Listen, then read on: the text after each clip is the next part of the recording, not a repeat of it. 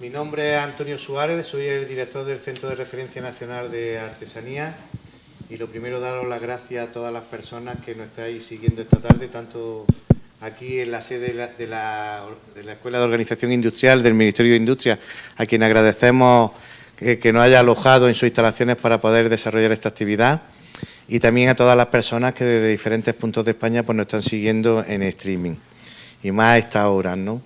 Para nosotros es importante resaltar por qué estamos desarrollando este tipo de actividades siendo un centro de referencia de artesanía. Y es porque nosotros, para las personas que no nos conozcan y nos estén escuchando, hemos sido Premio Nacional de Artesanía este año por un proyecto de artesanía inclusiva, en la que le hemos dado por primera vez en España un título de formación profesional para el empleo a personas con discapacidad intelectual. Esto nos ha llevado a que el propio Ministerio pues pidiera que siguiéramos trabajando en esta línea y hayamos terminado pues presentando un plan, que es el Plan Diversa FP, que podéis ver en la pantalla. Es un plan en el que queremos dar formación en políticas de inclusión educativa a profesorado de este país, principalmente a profesorado de formación profesional, que es el ámbito de actuación que tenemos los centros de referencia nacional. Este plan de Diversa, en esta edición, que estamos ahora mismo hoy iniciando, lleva incluye tres acciones. Una primera, que son una serie de charlas que comienzan hoy, total de 5 charlas, y que en todas ellas en su conjunto forman un ciclo de conferencias con una temática cada uno que será complementaria. Después hemos puesto en marcha que aquellas personas que estén interesadas, si se meten en la página web de la página web se llama crnandalucía.com/artesanía. Si se meten en nuestra página web pueden encontrar para poder inscribirse en el curso, un curso online de 50 horas que la semana que viene empieza la primera edición. Va a haber 2 ediciones y va dirigido al profesorado sobre pues gestión de la diversidad en el aula. Y por tercero, una de las actividades que más ilusionados nos tiene es que vamos a contar con una oficina que va a estar abierta 3 días a la semana por la mañana, para que cualquier profesor de este país que tenga una necesidad, una demanda o una consulta relacionada de cómo gestionar la diversidad en el aula, porque tenga una circunstancia o esté interesado en este tema, pues que tenga un interlocutor al otro lado de, como decía Andrés Martínez, que me acompaña ahora y lo presentaré, una persona que pueda ayudarnos a desarrollar de una manera más adecuada pues, nuestra actividad docente. Y bueno, esta oficina la vamos a tener en principio durante 6 meses abierta, al mismo tiempo que estamos desarrollando todo el plan Diversa. Y bueno, no quiero entretenerme más, porque lo importante es escuchar hoy la charla que nos va a dar plena inclusión, pero me acompaña aquí Andrés Martínez, que es el presidente del Grupo de Entidades Sociales CECAP, que es un grupo de entidades que vienen trabajando desde hace varios años en políticas de formación y empleo inclusivo, con herramientas súper potentes y súper interesantes que nosotros estamos enamorados de ellos y que creemos que son un modelo que se debería de exportar a todo el ámbito nacional. Y bueno, a ellos les pedimos que nos ayudaran a coordinar todas estas actividades y hoy pues con ellos iniciamos esta aventura. Muchísimas gracias por acompañarnos, Andrés. Gracias a ti, Antonio. Gracias, amigos, amigas, por acudir en este formato presencial, ¿no? Y participar de estas charlas que comienzan hoy, gracias a Plena Inclusión, que nos va a ofrecer un poco este contenido y a participar con nosotros de estas charlas. Saludar a la gente y a todos los amigos, amigas que están en streaming, que imagino que serán muchos, y como decía Antonio, bueno, pues hoy da comienzo un conjunto de acciones que lo que buscan es el fortalecimiento técnico de aquellos docentes, aquellas docentes que están trabajando en la formación profesional, entendiendo que es un escenario que para los colectivos, en este caso las personas que viven o que se sienten o que se encuentran en situación de vulnerabilidad por distintas razones, vemos que es absolutamente imprescindible, ¿no? que de alguna forma facilitemos el acceso de estas personas a las aulas, a la formación de calidad, que finalmente se traduzca en una mejora de empleabilidad, una mayor probabilidad de éxito ante ese objetivo codiciado por todos ellos y ellas de acceder al mercado laboral, ¿verdad? Entonces, bueno, para nosotros es un día muy emotivo como herramienta social en este proyecto en el que nos sentimos parte, como herramienta, como digo, herramienta técnica, y agradecer a todos los CRN que funcionan o que actúan dentro de este grupo del Plan Diversa de FP, en este caso pues 18 CRNs que hoy han trabajado conjuntamente en una jornada matinal muy productiva y enriquecedora, ¿no? De compartir experiencias, de unificar criterios ante la estrategia, ¿no? De cómo facilitar, como decía antes, el acceso a las aulas y a la formación, en este caso profesional de calidad, a personas, como decía, que pueden estar en situación de vulnerabilidad. Como decía Antonio, y me voy a centrar más en las charlas, pues las charlas lo que buscan es ofrecer estrategias que puedan ser útiles a estos profesionales que trabajan, como digo, en el aula y como tal están llamados a gestionar la diversidad que indudablemente, ¿no?, se está dando lugar en estos espacios gracias a que estamos en un modelo de inclusión. Y bueno, quería terminar agradeciendo a Plena Inclusión el que hoy, como digo, nos dé luz con una temática interesante que lo que quiere es aportar, ¿no? Aportar ese fortalecimiento técnico y que realmente aquellos que nos están viendo aquí en presencial o en streaming pues recojan ideas, estrategias que les puedan, como digo, ser útiles en esta gestión de la diversidad. Así que nada más, agradeceros a todos y todas que estéis, que sigamos este viaje apasionante en, digamos, dar respuestas a estas necesidades y bueno, pues agradeceros de verdad que os hayáis querido acercar a esta importante charla, conferencia, que no deja de ser un compartir entre todos, ¿vale? Muchísimas gracias a todos. Gracias.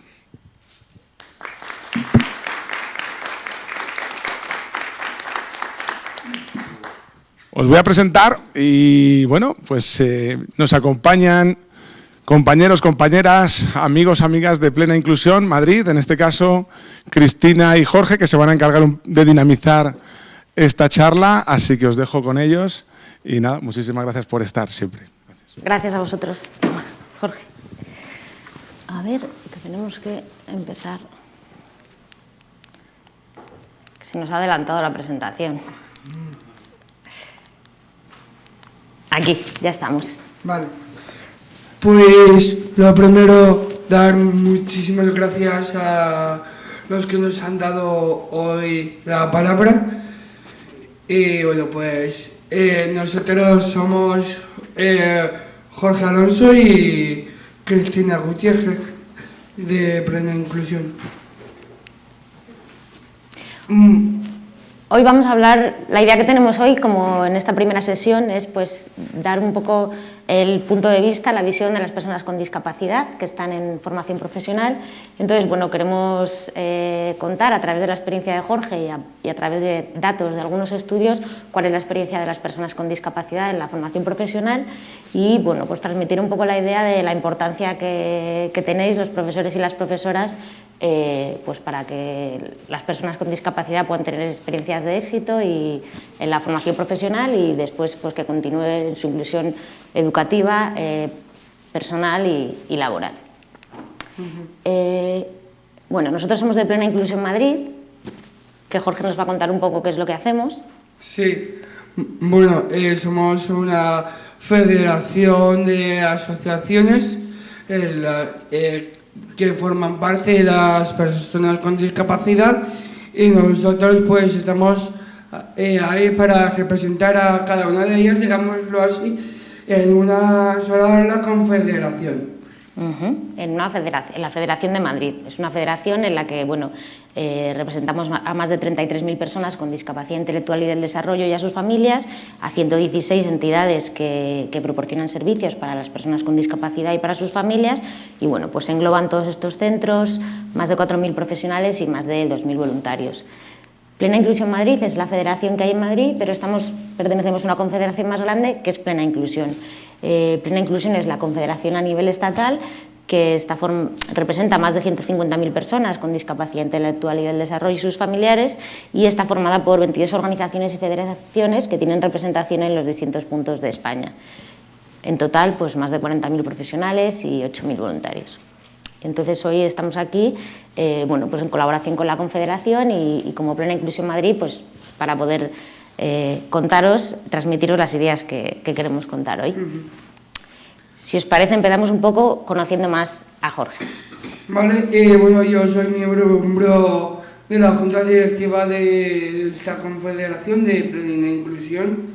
También soy miembro del Comité Autonómico de Representantes, que también surgió de Plena Inclusión, que representamos a todas las personas, a representantes de personas con discapacidad a nivel autonómico. Y luego además yo soy youtuber, manejo mucho las redes sociales y aquí os muestro mi canal de YouTube. Además, ¿qué otras cosas te gusta hacer? ¿Cuáles son tus también intereses? me gusta hacer deporte, hago taekwondo y demás, y bueno, pues en general me gusta todo lo que hago, también canto y un montón de cosas más, y yo disfruto de todo eso y también pues me encanta hablar, así que preparaos. Cuando cojas carrerilla, ¿no? Total. Vale, el Comité Autonómico de Representantes es un grupo que hay en Plena Inclusión Madrid, en el que las propias personas con discapacidad se representan y trasladan sus propuestas. Sí. Y bueno, y luego Jorge, desde el año pasado, pues es miembro de la Junta Directiva de Plena Inclusión Madrid.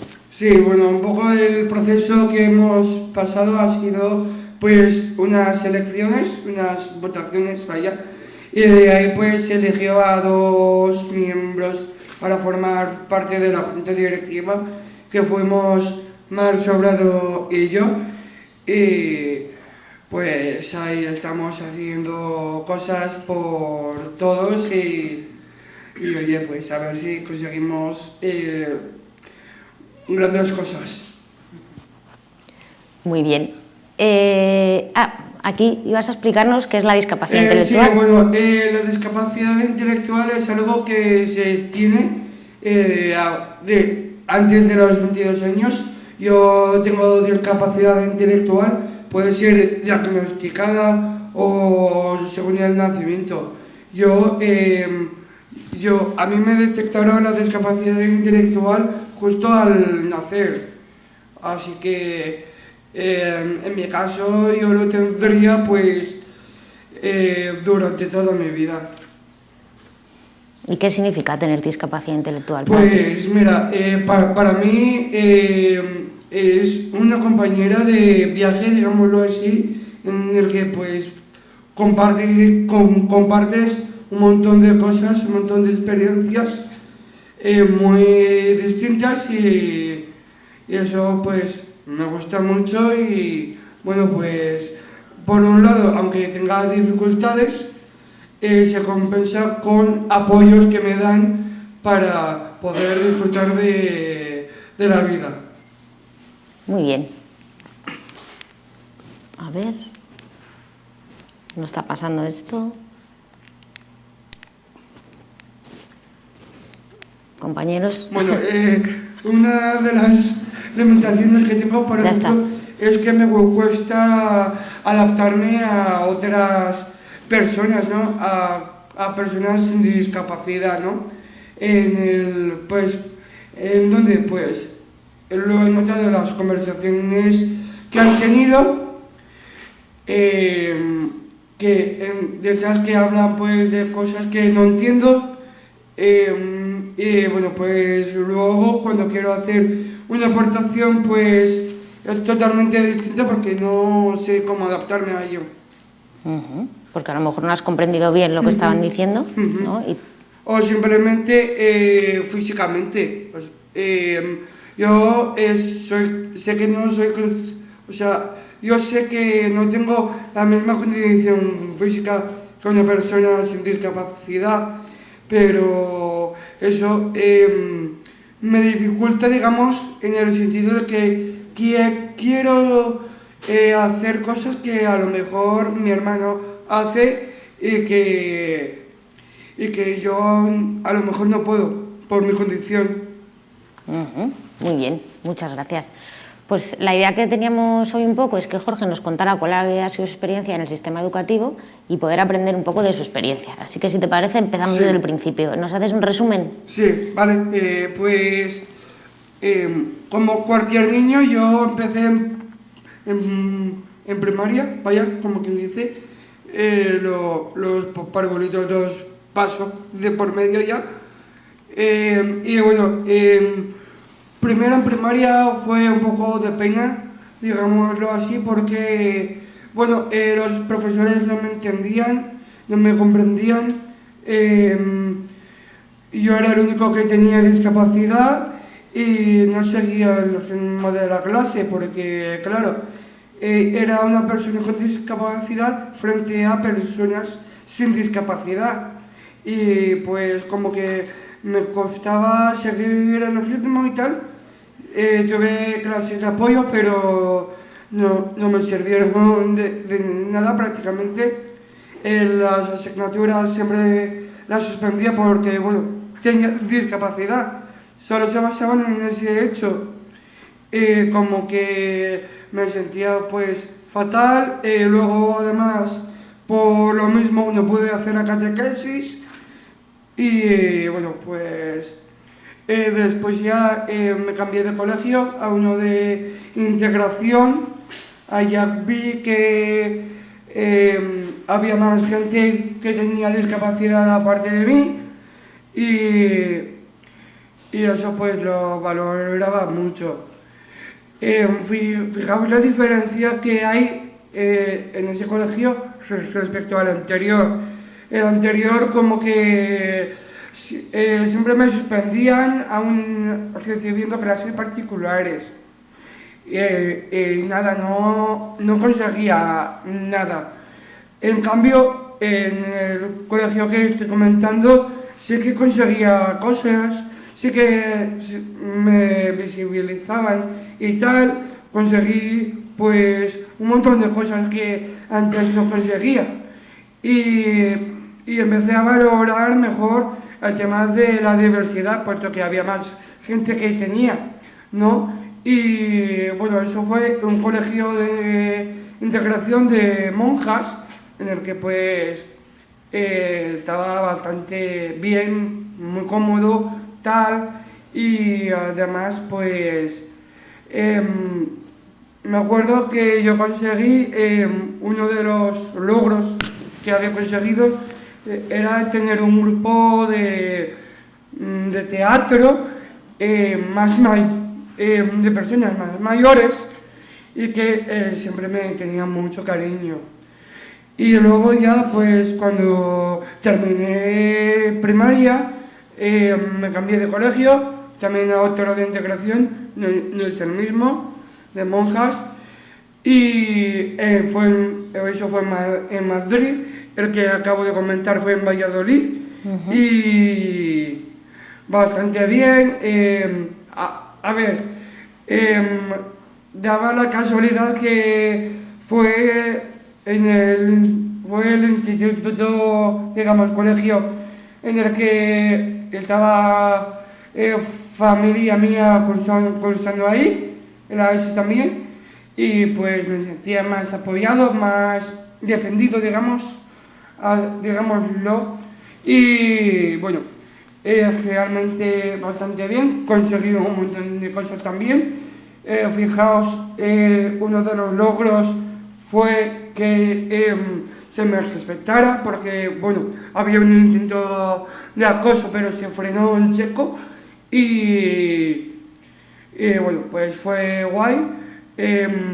Además, mi hermano, que también cursaba ahí, me acuerdo de un comentario que hizo que me encantó y era que cada vez que se metían conmigo les decía: con mi hermano ni media. Así que cuidadito. Y de ahí pues salió una profe mía en clase y llegamos todos, mis compañeros y tal, a decir: si se meten con alguien de esta clase, se meten con todos. Pues al final pues acabó todo eso, me pude hacer la catequesis, aunque sea tarde, pero la pude hacer. Jorge, pero cuando dices que no pudiste hacer la catequesis, ¿por qué no lo habías podido hacer antes? Pues porque decían que como tenía discapacidad no tenía ese derecho. Bueno, pues al final la pude hacer porque la directora del colegio decía que Dios no le pone barreras a nadie para formarse en catequesis y nada, bastante bien, hice mis 5 cursos porque había repetido cuarto y súper guay. Luego ya empecé a hacer una FP de hostelería de grado medio.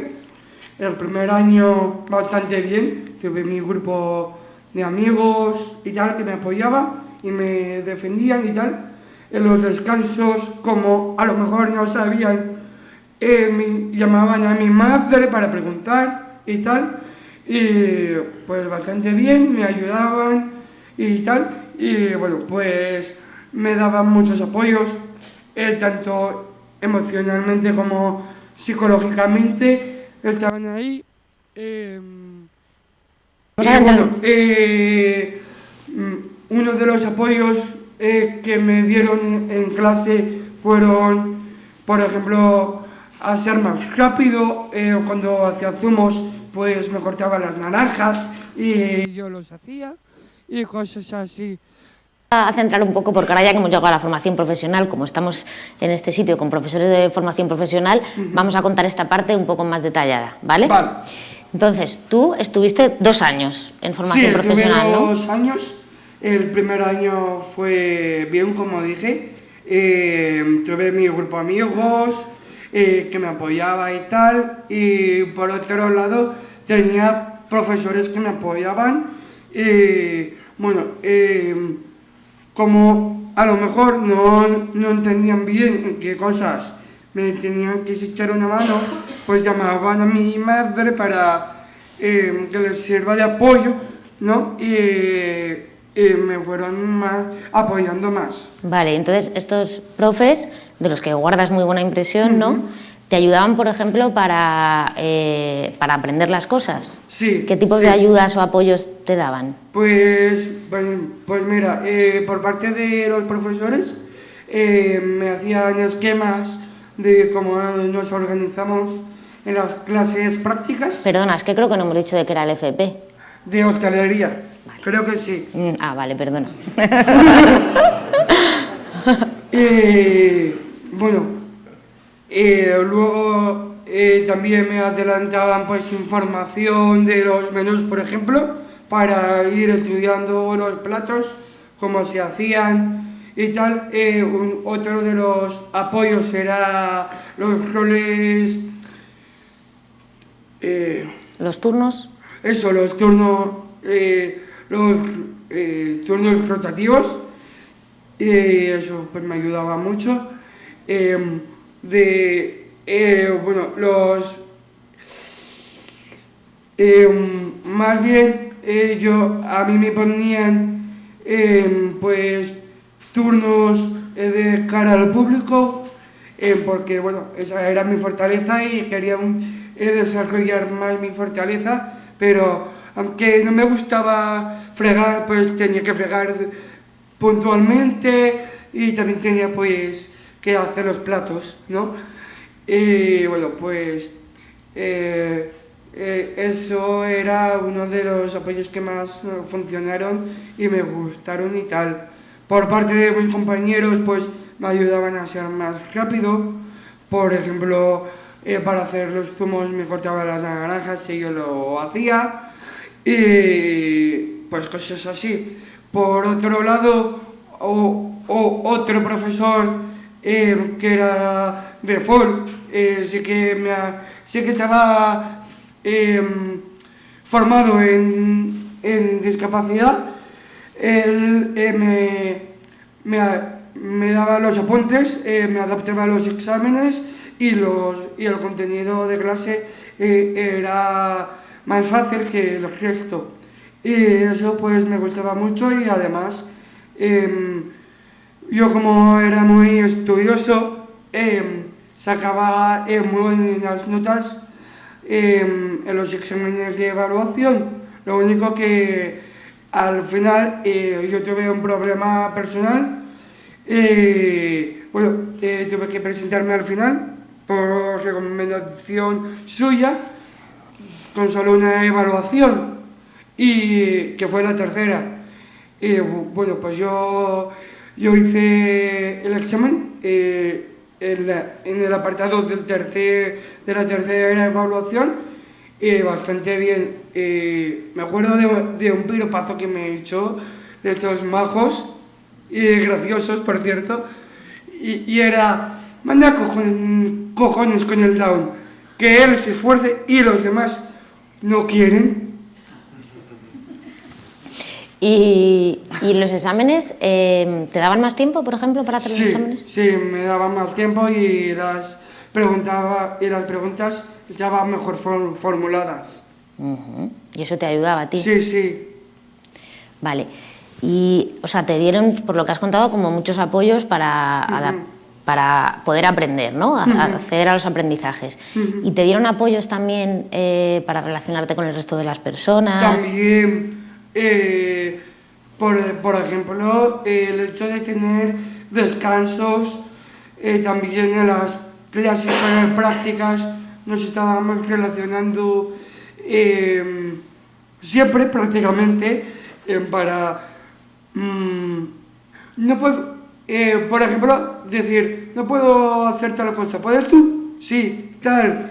¿Me puedes prestar los apuntes de tal ficha, de tal cosa para hacer una ficha? Sí, ese tipo de cosas.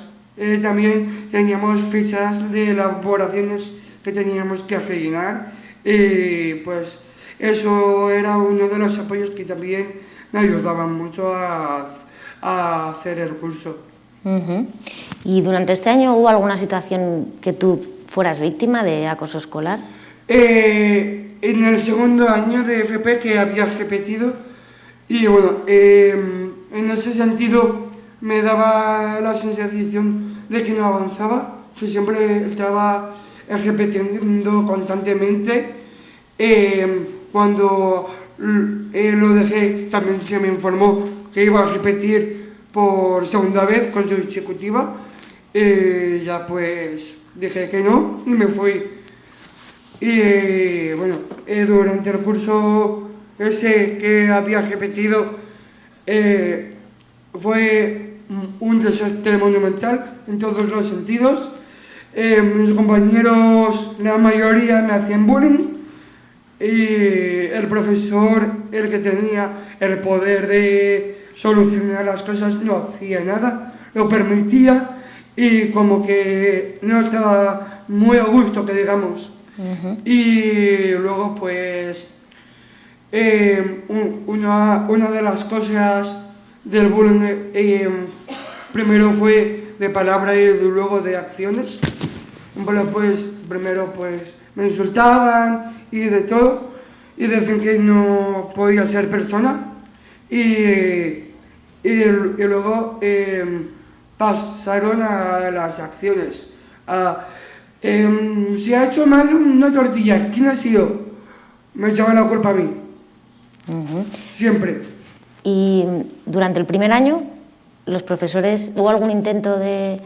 Sí, había un intento de bullying, pero se frenó en seco, como lo hizo, y bueno, pues al final se solucionó, pero a diferencia del primer año, el segundo año no fue así para nada, y al final pues lo pasé tan mal que lo tuve que dejar, por eso, y que no tenía a nadie de apoyo hasta que estábamos terminando el curso.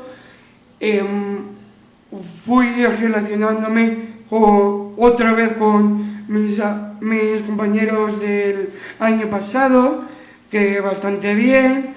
El profesor, que no hacía nada, pues encima tuvo la genial idea de que todo lo que me había enseñado el anterior profesor estaba mal, que fue lo que más me molestó principalmente, de ese profesor que me dio tantos apoyos, que dijeran que estaban mal todos esos apoyos que me había dado, pues fíjate lo que me sentó como una patada en el culo.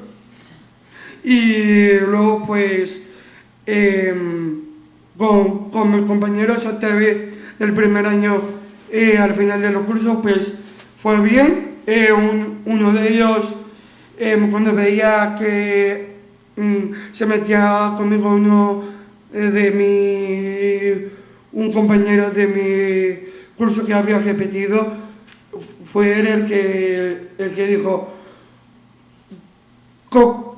que os estáis metiendo con mi amigo, dejadlo. ¿Y fue efectivo? Sí, fue muy efectivo y fue tan efectivo gracias al tono que empleó. Vale, pues bueno, y entonces al final tú dejaste el FP. Sí. Por ese segundo año, ¿no? En el que no te sentiste muy apoyado. Pero del primer año sí que guardas buen recuerdo, ¿verdad? Muy buenos recuerdos, que por cierto ya escribí a mis profesores un correo para decirles que haciendo esto pues recordaba siempre todos los apoyos que me daban y el mensaje era que sigan siendo los mismos profes que me apoyaron y que siempre les voy a recordar. Y luego también tengo pendiente pues chatear con mi antiguo grupillo de colegas por WhatsApp, por un grupo que he creado pues para mantenernos en contacto, ¿no? Antes era para un trabajo y ahora pues quería aprovecharlo para estar en contacto con ellos, quedar y esas cosas. Muy bien.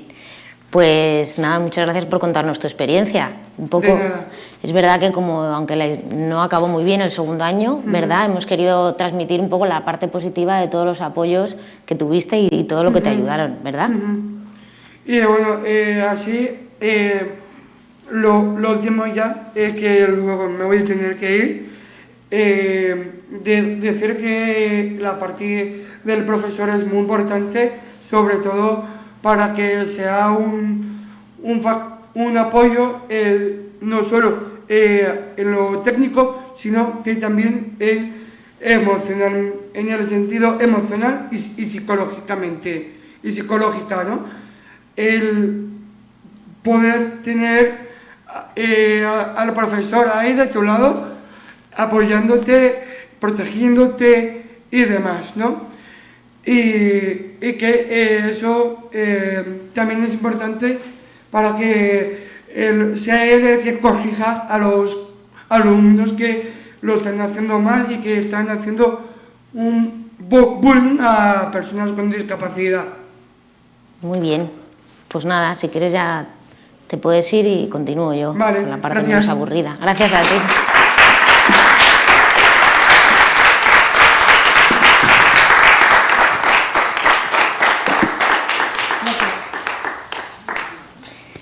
A ver, no sé si puedo pasar... No me está funcionando esto. Si me podéis pasar las... Ahí, vale. Igual le tengo que dar más fuerte.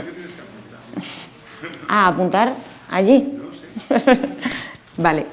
Bueno, pues gracias, Jorge. Nada, habíamos pensado que la mejor manera de contar la experiencia de una persona con discapacidad es que la contara una propia persona con discapacidad y bueno, pues espero que haya servido la historia de Jorge un poco como punta de partida para esto que queremos transmitir hoy, ¿no? ¿Cómo voy a seguir enfocando la ponencia? Pues bueno, vamos a hablar de discapacidad de ajustes razonables, vamos a dar así algunas pinceladas sobre el alumnado con discapacidad en el sistema educativo, las percepciones que tiene el alumnado de discapacidad en base a unos estudios que han salido y la importancia del profesorado en las experiencias del éxito educativo de las personas con discapacidad.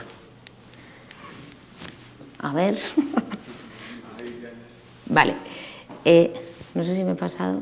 Bueno, como voy a empezar dando así algunas pinceladas de los datos de lo que sabemos del alumnado que presenta necesidades educativas en el sistema educativo, pues bueno, primero comenzar diciendo cómo se plantea lo que son las necesidades, el alumnado con necesidades educativas, ¿vale? Entonces dice que lo que dice la LOMLOE es que se entiende por alumnado que presenta necesidades educativas especiales aquel que afronta barreras que limitan su acceso, presencia, participación o aprendizaje, que son derivadas de discapacidad o de trastornos graves de conducta, de la comunicación y del lenguaje, por un periodo de su escolarización o a lo largo de toda ella, y que requiere determinados apoyos y atenciones educativas específicas para la consecución de los objetivos de aprendizajes adecuados a su desarrollo. En esta definición ya vemos varias ideas que nos parece importante resaltar, ¿no? Por un lado, primero, que es el alumnado que afronta barreras, ¿no? Poniendo el foco no solo en las dificultades del alumnado, sino también en el contexto, ¿no? En aquellas barreras, aquellas cosas a las que se tiene que enfrentar para poder tener una experiencia de éxito, ¿no? Otra idea es el acceso, presencia, participación, aprendizaje. Es un mensaje que queremos dar hoy en esta sesión y que con la historia de Jorge también queríamos contarlo, que la educación no solo el adquirir los conocimientos o no solo tener las habilidades para poder tener luego una inclusión laboral y personal, sino que también tiene mucho que ver con la participación y la participación en distintos sentidos. Por un lado, en participar como los demás en igualdad de condiciones. Por ejemplo, Jorge contaba que en el primer año hacían funciones y le dejaban participar en todas las mismas actividades que el resto de los compañeros. Sin embargo, en el segundo, creo que hoy no lo ha contado tan específicamente, pero sí que mencionó que el segundo año le podían hacer una sola actividad que para él no era significativa. Por ejemplo, el primer año podía hacer actividades de cara al público, que era lo que le gustaba, que era lo que él se sentía realizado y sentía que podía participar de todas las actividades como los demás. El segundo año, en ocasiones, le podían hacer tareas que a lo mejor consideraban que eran más simples, pero que no eran significativas para él. Entonces, no solo no estaba aprendiendo, sino que no estaba participando. No estaba participando igual que el resto de personas. Y además, estaba sufriendo situaciones de acoso que digamos que es todo lo contrario a la participación, ¿vale? Y bueno, la otra idea es que este alumnado pues, requiere apoyos y atenciones educativas específicas, que también es un poco de lo que queremos hablar hoy, de la importancia que tienen los apoyos, los ajustes razonables para que las personas con discapacidad, las personas que están en cualquier situación de vulnerabilidad, pero bueno, nosotros vamos a hablar hoy más de las personas con discapacidad porque son las personas a las que representamos y de las que sabemos un poquito más, sobre todo las personas con discapacidad intelectual y discapacidad del desarrollo. Vale, doy algunos datos así del alumnado con necesidades educativas especiales en el sistema educativo español. Estos son datos obtenidos de la base del Ministerio de Datos, son del 2020-2021 porque son los últimos datos que tenemos con resultados detallados. El alumnado con necesidades educativas especiales representa el 2,76% y de ese alumnado el 81% está en educación ordinaria y el 19% está en educación especial, para los datos de 2020-2021. Esto no... Vale. El alumnado con necesidades educativas especiales en educación ordinaria se distribuye así en función de las etapas. Como vemos hay sobre todo más representación en la FP básica, pero bueno, por el tipo de etapa que es, ¿no? Que es alumnado que está en la ESO y que pasan a FP básica, y vemos que pues, donde menos hay es en bachillerato y en el grado superior, o sea que digamos que el alumnado con discapacidad tiene más dificultades para acceder a los niveles superiores, ¿vale? Todo esto es enseñanzas no universitarias. En infantil también hay un poco menos, pero bueno, muchas veces pues, las discapacidades no están identificadas y bueno, pues primaria y eso más o menos tiene un número especial. Entonces aquí lo que resalta es eso, ¿no? Que en los grados superiores el alumnado con discapacidad pues tiene más dificultades de acceso. Esto es un dato sobre cómo se distribuyen las personas con discapacidad en el sistema educativo. Como vemos aquí, fundamentalmente la mayoría de alumnos y alumnas que hay con discapacidad están clasificados bajo la categoría de trastornos generalizados del desarrollo. Trastornos generalizados del desarrollo es la denominación que se utilizaba anteriormente para los trastornos del espectro del autismo. Después vemos que están las personas con discapacidad intelectual, que son un 24%, y después las personas con discapacidad motora, y seguidas de las personas con discapacidad auditiva, personas que tienen plurideficiencia, que estas son personas que están catalogadas por tener varias de las capacidades, y por último las personas con discapacidad visual. Vale. Como veíais, la mayor representación de personas con discapacidad en el sistema educativo son las personas con TGD o lo que llamamos ahora trastornos del espectro del autismo. Queríamos contaros aquí un poco más sobre trastornos del espectro del autismo. No sé si tenéis mucha experiencia con alumnos y alumnas con autismo, porque muchas veces es de las discapacidades que menos se comprenden. Porque es complejo de entender, ¿vale? Y porque el término engloba a personas que son muy diferentes entre sí. Es un trastorno de base neurobiológica y cuando digo que las personas son muy diferentes entre sí es que hay personas por ejemplo, hay personas con trastorno del espectro del autismo que no tienen discapacidad intelectual y hay personas con trastorno del espectro del autismo que sí tienen discapacidad intelectual, y de las que no tienen incluso hay algunas que tienen altas capacidades. Dentro del trastorno del espectro de autismo también hay muchísima variabilidad en cuanto a las habilidades lingüísticas. Hay personas que tienen una comunicación muy básica y que no tienen lenguaje oral, y luego hay personas que tienen un lenguaje oral totalmente esperado por su edad, con una capacidad sintáctica, semántica, pragmática estupenda. Bueno, justo la pragmática es donde suelen tener dificultades, ¿vale? Entonces, es un término muy amplio que abarca personas que son muy diferentes entre sí. Pero aunque son diferentes entre sí, pues tienen dos características comunes que son las que definen el trastorno. A ver.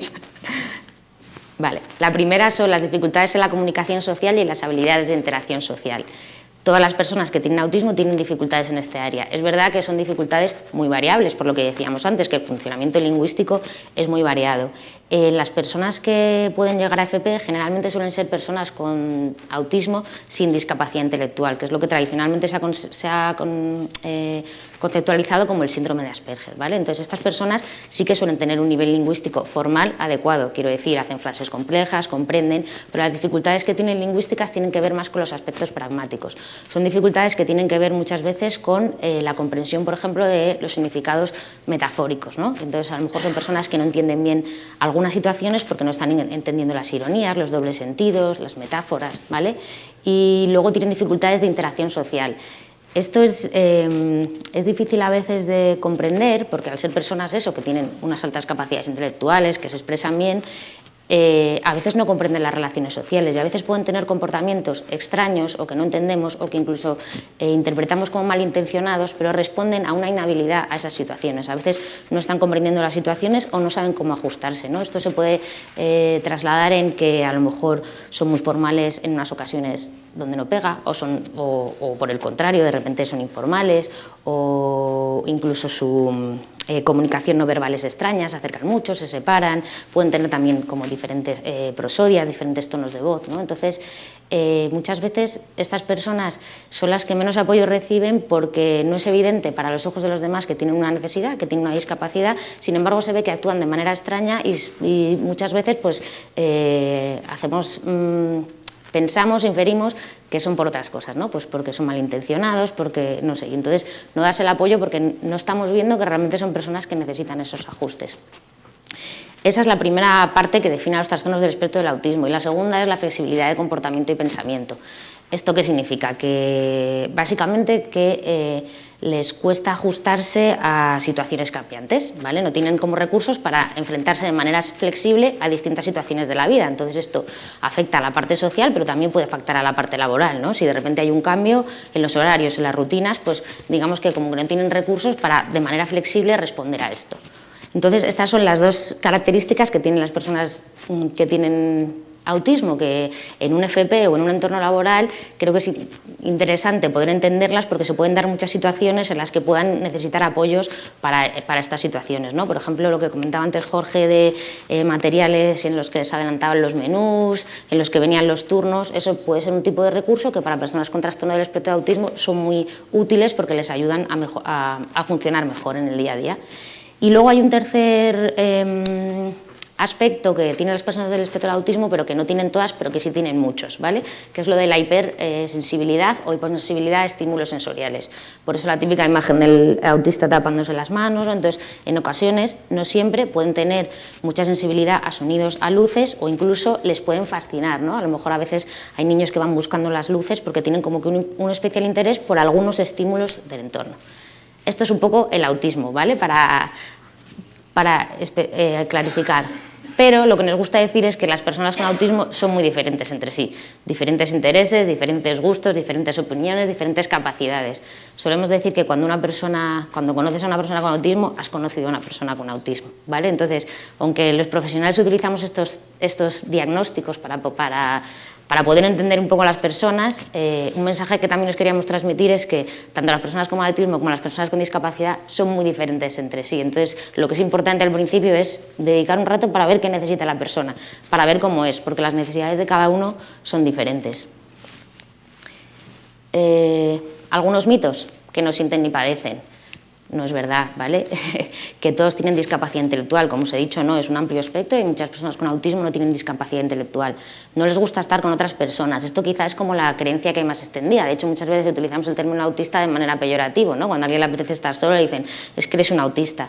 La realidad es que si tú les preguntas, les gusta estar con otras personas. Lo que pasa es que como muchas veces tienen inhabilidad y les es difícil y les genera mucho esfuerzo, pues a veces no lo hacen, pero porque están teniendo dificultad para hacerlo, no porque no quieran. Realmente les gusta tener amigos, les gusta estar con otras personas. Todos tienen habilidades especiales, pues eso tampoco es verdad, es lo que sale, algunos, ¿vale? Es lo que sale en las series, pero no es la realidad. Algo que se ve en la cara, en la mirada, no es una discapacidad que tenga unos rasgos físicos asociados por lo que puedas identificar a una persona con autismo. Y bueno, esta es provocado por falta de cariño de los padres y madres, es lo que sobre todo se creía al principio, que era bueno, pues porque no les habían dado cariño en los primeros años de vida, pero hoy por hoy sabemos que es de carácter neurobiológico y que tiene un origen genético. Vale, el segundo era la discapacidad intelectual. Cuando os acordáis que hemos puesto la distribución de las personas, el segundo era la discapacidad intelectual. Ya lo ha explicado Jorge bastante bien, pero bueno, lo he puesto aquí también por repasar un poco. La discapacidad intelectual son las limitaciones en las habilidades adaptativas. Esto quiere decir las habilidades para desenvolverse en el entorno. Pues, por ejemplo, a lo mejor pueden tener dificultad para desplazarse independientemente por medios de transporte, coger el autobús, o a lo mejor pueden tener dificultades para utilizar el dinero, ¿vale? Habilidades que son parte de la vida diaria. Y luego, pues limitaciones en el funcionamiento intelectual, que tienen que ver más con el razonamiento, con la planificación, con resolver problemas, con coger las cosas rápidamente, ¿no? Creo que decía Jorge, entender las cosas rápidas, o a veces cuando las conversaciones son muy complejas, y bueno, aprender con rapidez y aprender a partir de la experiencia. Esto también, las dificultades de aprender a partir de la experiencia es algo que tienen las personas con autismo. Muchas veces les cuesta generalizar aprendizajes, pueden aprender una cosa, pero luego les puede costar generalizarla a otros aprendizajes diferentes. Y bueno, pues como ha dicho Jorge, la discapacidad intelectual, para considerarse como tal, tiene que aparecer en el periodo de desarrollo. Y, una vez más, pues el mismo mensaje que antes, las personas con discapacidad intelectual también son muy diferentes entre sí. Hay un amplio... bueno, pues como todas las personas son muy diferentes, entonces tampoco podemos asumir o encasillar, bueno, pues como este tiene discapacidad intelectual, le hago estos ajustes, como funcionó con uno, va a funcionar con todos. No, porque cada uno va a tener una necesidad y entonces le vamos a tener que apoyar de otra manera. Ay, ahora me lo paso. Vale, entonces, falsas creencias sobre la discapacidad intelectual, pues similares a las del autismo, que no sienten ni padecen, que están todos incapacitados, todos toman medicación, no, es lo mismo que la enfermedad mental, no, es diferente, que son como niños adultos, eso no es así, esto de hecho es una cosa que las personas con discapacidad suelen decir que es de las cosas que más les fastidia, ¿no? Que muchas veces tenemos tendencia a infantilizarlos y a tratarlos como niños, darles caramelos, ¿qué pasa, chico?, cuando es un señor de 50 años, ¿no? Entonces, bueno, pues vamos a tratarles al nivel adulto como se merecen pues como tratamos a todos los demás. Tampoco tiene por qué verse la cara o la mirada, no saben lo que quieren, no saben decidir por uno mismo, no se valen por uno mismo. Bueno, en todo esto de no saben lo que quieren, no saben decidir, pues por ejemplo Jorge y todos sus compañeros del comité de representantes son un claro ejemplo de que tienen mucho que decir, tienen opinión y saben lo que quieren, ¿no? No necesitan ayuda para todo, necesitan ayuda en unas áreas y en otras no. Y no pueden hacer nada solas, pues no. Lo que no tienen, lo que tienen son dificultades en las habilidades adaptativas. Entonces, bueno, siguiendo con los datos del Ministerio, quería poner, esto ya es específico de FP, cómo se distribuyen las personas según el tipo de discapacidad en FP. Como veis, el verde, no sé si se ve muy bien desde ahí, es la discapacidad intelectual. En la FP básica la mayoría de las personas tienen discapacidad intelectual. Esto va cambiando según vamos subiendo de nivel. En el grado medio siguen siendo las personas con discapacidad intelectual las que más representación tienen. Si os acordáis, en el total también tenían el autismo, el azul y el verde, las que más representación, y luego ya en el grado superior, pues las que más tienen son las personas con autismo, ¿vale? Por eso también os quería contar un poco, porque hay muchas personas en FP que tienen trastorno del espectro del autismo y también puede haber muchas que no están identificadas, porque muchas no están diagnosticadas y se les diagnostica en la etapa adulta, y empiezan a ver que no entienden porque hay cosas que no les van muy bien, pues acaban siendo diagnosticados en la etapa adulta. Entonces, como veis, en los grados superiores, bueno, hay personas con discapacidades sensoriales, pero también hay bastantes personas con autismo y con discapacidad intelectual. Entonces, ¿qué nos dice la ley respecto a qué derechos tienen las personas con discapacidad intelectual en el sistema educativo? Bueno, pues el marco más grande que tenemos es la Convención de Derechos Humanos para las Personas con Discapacidad, que se hizo en 2006 y entró en vigor en España en 2008, que bueno, pues tiene un artículo que está dedicado fundamentalmente a la educación, el artículo 24, ¿vale? Tiene varios puntos, pero os he puesto aquí el 1 y el 5 por resumir. El 1 viene a decir que los Estados partes reconocen el derecho de las personas con discapacidad a la educación y, con miras a hacer efectivo este derecho, asegurarán un sistema de educación inclusivo a todos los niveles, así como la enseñanza a lo largo de la vida, ¿vale? Primera idea, educación inclusiva, presencia, participación y progreso. Y segunda idea, que los Estados partes asegurarán que las personas con discapacidad tengan acceso general a la educación superior, a la formación profesional, que es lo que nos ocupa aquí hoy, la educación para adultos y el aprendizaje de toda la vida, sin discriminación y en igualdad de condiciones con los demás. Y a tal fin asegurarán que se realicen ajustes razonables, que este es el término que da nombre a la ponencia de hoy y del que he puesto aquí la definición. ¿A qué nos referimos con ajustes razonables? Pues son las modificaciones y las adaptaciones necesarias y adecuadas que no impongan una carga desproporcionada o indebida para garantizar a las personas con discapacidad el goce o ejercicio en igualdad de condiciones con las demás de todos los derechos humanos y libertades fundamentales. Hemos dicho que la educación inclusiva es un derecho, ¿no? Entonces, para poder asegurar la educación inclusiva, pues tenemos los Estados partes, incluidos nosotros, tenemos el compromiso de favorecer ajustes razonables. Está en la Convención, ¿vale? Pero también está en las leyes que tenemos educativas. Esta es la nueva Ley de Formación Profesional, la Ley Orgánica de Ordenación e Integración de la Formación Profesional, que en su artículo 25 dice: se incorporarán los ajustes razonables que garanticen el acceso, participación y logro de todas las personas independientemente de sus características y necesidades. O sea, que tenemos la obligación de incorporar modificaciones y adaptaciones para que las personas puedan ejercer su derecho de tener una educación inclusiva y de calidad. También está en la Ley Orgánica de Educación, pues, términos como recursos necesarios, apoyos precisos o específicamente sobre la formación profesional. Se prestará especial atención a los alumnos y alumnas con necesidad específica de apoyo educativo, manteniendo como uno de los principios de estas enseñanzas la inclusión educativa. A estos efectos se establecerán las alternativas organizativas y metodológicas y las medidas de atención a la diversidad precisas para facilitar el acceso al currículo de este alumnado.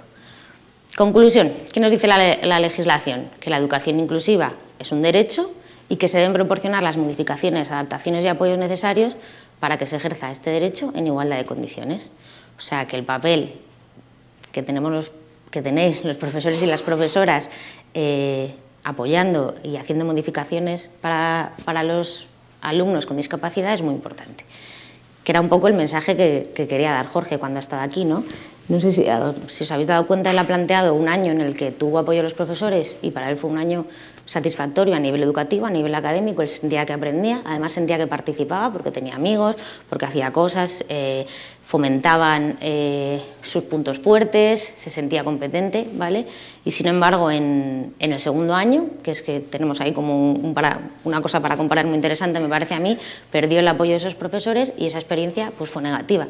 No consideró que aprendía, no consideró que participaba y de hecho el resultado fue que abandonó el FP. Probablemente si hubiera tenido la suerte de tener unos profesores que le hubieran dado ajustes en el segundo año, pues podría haber acabado esos estudios. Entonces, bueno, pues Quería comentar, justo ha salido recientemente un documento del Real Patronato de la Discapacidad, en diciembre de 2022, que es un estudio sobre la atención a la discapacidad en la formación profesional, ¿vale? Entonces, vienen aquí distintos datos y, bueno, pues quería comentarlos un poco porque creía que iban al hilo de esta presentación y también relacionarlo con las historias que nos ha ido contando Jorge. Son los resultados de una encuesta online a alumnado y a centros educativos. Yo aquí voy a poner algunos de los resultados del alumnado, ¿vale? De qué percepción tienen sobre los apoyos que han recibido. En total son 326 estudiantes con discapacidad en formación profesional y esta es la distribución de la muestra. El 34% tiene autismo, el 27% discapacidad intelectual, el 16% discapacidad auditiva y el 16% discapacidad física. Esta distribución está hecha así por el modelo de muestreo, pero bueno, como veis, como hemos comentado, al final tanto TEA como discapacidad son las más representativas, entonces bueno, pues pueden ser datos significativos. Entonces se les hacen varias preguntas, una de ellas es ¿qué opinan las personas con discapacidad?, ¿no? Y si habían necesitado algún tipo de adaptación, o ajuste por su discapacidad. Las personas que han contestado al cuestionario decían que el 52% sí y el 42% no. Esto también es una cosa interesante. No todas las personas con discapacidad tienen que necesitar apoyos y no todas necesitan el mismo nivel de intensidad. Y también cuando hablamos de ajustes razonables decimos que no supongan una carga, que sean necesarios y que no supongan una carga indebida, ¿vale? O sea que tampoco todas las personas consideran que necesitan apoyos. Pero de las que sí lo han necesitado, ¿se ha realizado el ajuste? El 61% sí, el 15% en parte, pero hay un 21% que dice que no, ¿vale? O sea que son bastantes los que consideran que aun teniendo la necesidad no se le han dado esos apoyos, o sea que no estamos cumpliendo con nuestra función de educación inclusiva. Hay una necesidad, se necesitan unos ajustes, pero no se están proporcionando. Y sin embargo, los casos que se han realizado las adaptaciones, ¿cómo se valoran? Pues bastante alto, ¿no? Casi un 4 sobre 5. O sea, las personas que reciben los apoyos, como ha sido el caso de Jorge, valoran muy positivamente esos apoyos que han recibido porque tienen importancia para su vida laboral, personal y también para su salud mental, ¿vale? ¿Qué aportaciones se han realizado en estos casos? Pues se han realizado adaptaciones de acceso al currículo, tiempo adicional o flexibilización, personal de apoyo y número de convocatorias en alguna asignatura. Estas son las que más indicaron que se habían realizado. Las adaptaciones de acceso al currículo, sobre todo, eran adaptaciones en el contenido de las asignaturas, adaptaciones metodológicas y adaptaciones en las evaluaciones. Esto creo que Jorge ha contado ejemplos de estas adaptaciones, ¿no? Adaptaciones en el contenido de las asignaturas, creo que ha dicho que era el profesor de FOL que le simplificaba los materiales, ¿no? Adaptaciones en las evaluaciones, pues bueno, él ha dicho que le daban más tiempo, que era de mucha ayuda. Eso la verdad que es una adaptación que yo creo que todas las personas que tienen discapacidad intelectual o incluso autismo o también personas que tienen déficit de atención, a lo mejor, ¿no? Todo lo que tenga que ver con funciones ejecutivas, un poco más de tiempo es una diferencia para poder hacer bien los exámenes, porque a veces cuesta razonar o a veces simplemente tienen un ritmo de procesamiento más lento. Entonces, dejándoles un poco de tiempo van a llegar a la misma actividad, ¿no? Entonces, es una adaptación, yo creo, bastante sencilla y que puede cambiar mucho la manera de cómo una persona pues, puede obtener resultados o incluso puede aprender. Adaptaciones metodológicas, pues todo lo que tiene que ver, que ha comentado Jorge, con los materiales que le daban, ¿no? Los menús por escrito, los planes. Esas son adaptaciones que ayudan a una persona que a lo mejor tiene dificultades de comprensión o que a lo mejor se beneficia de que le presenten la información de manera visual. Eso le puede ayudar bueno, pues es un apoyo, un ajuste que le puede ayudar a sus necesidades. Tiempo adicional o flexibilización, bueno, esto se puede hacer en los exámenes o también en las tareas, personal de apoyo y número de convocatorias en alguna asignatura, eran las otras adaptaciones. ¿Y qué dicen de los casos en los que no se han realizado aportaciones? ¿Por qué no se realiza la adaptación? Pues por falta de interés o falta de recursos. Esto es lo que perciben las personas con discapacidad. No sé si os da que pensar esto, ¿no? Es un poco, ellos perciben que a lo mejor no hay falta de interés. Si os dais cuenta, él cómo valora los profesores del primer año que tenían interés y en el segundo, pues también Jorge identificaba que es que esa persona no tenía interés por ayudarle, ¿no? Ni por preocuparse de las necesidades que tenía. Y bueno, a veces porque no hay adaptaciones. Y aquí luego les preguntaban qué hubieran necesitado. Hubieran necesitado personal de apoyo o ayuda, pruebas adaptadas, adaptaciones de acceso al currículo, recursos técnicos, como pueden ser materiales, los materiales que hemos comentado, materiales escritos, o bueno, eso ya depende según la familia de qué tipos de materiales se pudieran hacer. Tiempo adicional, flexibilidad horaria, aumentar el número de convocatorias, eliminación de barreras arquitectónicas y modificar algunos espacios del aula. En este sentido, en todo el tema de accesibilidad, aunque creo que os hablarán en las siguientes sesiones, es muy importante para las personas con autismo, las personas con discapacidad intelectual o todas las personas que tienen dificultades de comprensión, tener en cuenta la accesibilidad cognitiva. Muchas veces los centros cumplen con criterios de accesibilidad física, pero no accesibilidad cognitiva. Con accesibilidad cognitiva nos referimos a la cualidad de los servicios para ser comprendidos. La accesibilidad cognitiva son las medidas que favorecen la accesibilidad cognitiva son medidas que favorecen la comprensión, ¿vale? Entonces, son cosas que tenemos que tener también en la cabeza para facilitar el aprendizaje de todas las personas que tienen dificultades de comprensión, que pueden ser las personas con discapacidad, pero también se benefician las personas que no dominen bien el idioma o las personas que tengan dificultades de comprensión, pues también por otras situaciones de vulnerabilidad psicosocial o, bueno, en otros casos, pues personas mayores. Bueno, es una accesibilidad que creo que se va a tratar en las siguientes sesiones, pero que son recursos que creo que está muy bien que tengáis en mente para poder trabajar en los centros. Y luego pues les preguntaban que si había otra dificultad asociada a su discapacidad para el desarrollo de sus estudios, que no se hubiera mencionado antes, ¿no? Entonces decían pues el seguimiento del ritmo académico y las relaciones sociales y la discriminación. Este tema es un tema que queremos trasladar el mensaje hoy de la importancia que tiene, porque para las personas con discapacidad es algo, o sea, son situaciones desgraciadamente que son bastante comunes y que median en la experiencia educativa que tienen, ¿vale?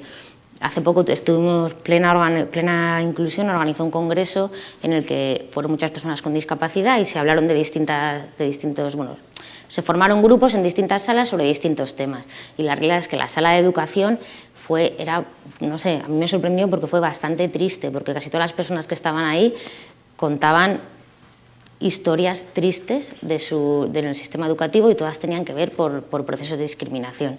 Entonces yo quiero, como sois profesores, los que estáis aquí, los que estáis en casa, pues que tengáis en cuenta la importancia de esto y la importancia que tiene el papel de los profesores, porque Jorge lo ha contado, ¿no? Un profesor que corta un primer inicio, a lo mejor esa situación se controla, ¿vale? O sea, sí. Y entonces, pues tener en cuenta que los apoyos para la educación inclusiva no solo es en lo académico, que sí, pero que también es en la participación y que también es en la vida personal, ¿no? Y que es un papel muy importante y que yo creo que es algo que entre todos tenemos que erradicar, pero que vuestro papel está ahí y es súper importante porque estáis en el día a día. Entonces, en relación a esto, quería compartiros los datos de otro estudio, que es un estudio que sacó el CERMI, que es el Comité Español de Representantes de Personas con Discapacidad. Este es de 2019 y este va sobre acoso y ciberacoso en personas con discapacidad. Entonces también daros un poco de datos para ver. Es un estudio que tiene, bueno, que se obtuvieron datos de más formas, pero los que voy a dar yo son resultados de la encuesta online también, que es de 691 personas y está formado por alumnos con discapacidad, exalumnos con discapacidad que hablan de su pasado escolar y padres, madres o tutores de alumnado con discapacidad. También se hicieron grupos de discusión, pero los datos que voy a dar son de la encuesta. Como veis aquí, según esta encuesta, la prevalencia del acoso y el ciberacoso entre el alumnado con discapacidad. Bueno, pues como veis es bastante alto. Hay un pico, no sé si veis bien los datos, hay un pico en las etapas adolescentes, en primero de secundaria, segundo de secundaria, tercero de secundaria y luego baja. Es verdad que en FP, de los encuestados, el 6,5%, o sea, son datos más bajos que los que hay aquí, pero son muy altos todos, ¿no? Que toda esa población esté sufriendo acoso escolar, pues es un dato bastante significativo. Entonces es una realidad que no somos conscientes muchas veces, pero que viven muchas personas con discapacidad. Entonces hoy yo quería poner el foco en esto porque, por ejemplo, la historia de Jorge fue el motivo de su fracaso en FP, ¿vale? Y creo que es algo que es importante que creo que reflexionemos y ya que estáis haciendo tantas acciones tan chulas por la inclusión educativa, pues también tener en cuenta que esto es una parte que tenemos que hacernosla mirar todos. En esta misma encuesta pues, preguntaban cuáles eran los tipos de acoso, ¿no? Y esto también lo cuento porque si os dais cuenta, bueno, están ordenados como con más frecuencia de siempre, muchas veces, bastante, pocas veces, nunca. Muchas veces el acoso que vemos es el físico, es pues si han pegado a alguien o incluso si han roto algo, ¿no? Pero la mayoría de las veces las personas con discapacidad sufren acosos de tipo verbal o relacional, ¿vale? Sobre todo relacional, que además muchas veces manifiestan que son los que más le duelen. Esto quiere decir pues que no tengan amigos, que pasen de ellos, que no cuenten con ellos para los trabajos. Por ejemplo, a la hora de hacer apoyos para participar, a lo mejor en las clases tenemos que ver cómo involucrar a las personas con discapacidad en los grupos. Si vamos a hacer trabajos en grupos, hacer grupos rotativos, a lo mejor ver si esta persona, si los grupos se forman espontáneamente, pues ver si esta persona no está participando en los grupos e intentar dar un apoyo para que participe, ¿no? Buscar estrategias para que puedan participar y trabajar más con sus compañeros, ¿no? Y sobre todo estar pendientes también de estos tipos de acosos que al final no son tan visibles como si han escupido a alguien o le han pegado, sino lo que es el acoso relacional, ¿no? El que estén solos. Si veis, lo primero que sale es me aíslan, me rechazan o me excluyen, se burlan de mí, difunden rumores o hablan mal de mí, me insultan o amenazas, ¿vale? Y luego pues me dan golpes, patadas y bueno, pues el ciberacoso no es tan común, pero bueno, siguen siendo todo datos muy altos, ¿vale? Entonces, algunas consecuencias. Estos son de estudios que, bueno, de una revisión que hicimos, estos de personas con autismo, pero bueno, yo creo que es aplicable al resto de personas con discapacidad. Y entonces pues ver un poco cuáles son las consecuencias del acoso. Sobre todo malestar emocional y problemas de salud mental también. Problemas de autoestima, ideas suicidas y problemas de salud mental en general, depresión, ansiedad. No solo afecta a la salud mental, sino que también afecta a los aprendizajes. Baja el rendimiento, si está sufriendo acoso, y por rechazo o absentismo escolar, como hemos visto, o abandono, ¿no? A veces. Y luego también provoca dificultades sociales, y esto es una cosa que hace como va empeorando la situación, ¿no? Si hay una persona, por ejemplo, con autismo que tiene dificultades en las habilidades sociales, tiene una experiencia de acoso y entonces le genera más dificultades de habilidades sociales, menos ganas de seguir, menos ganas de aprender, pues digamos que es algo que encima va generando más dificultad el tener estas experiencias, aparte de haber generado problemas de salud mental.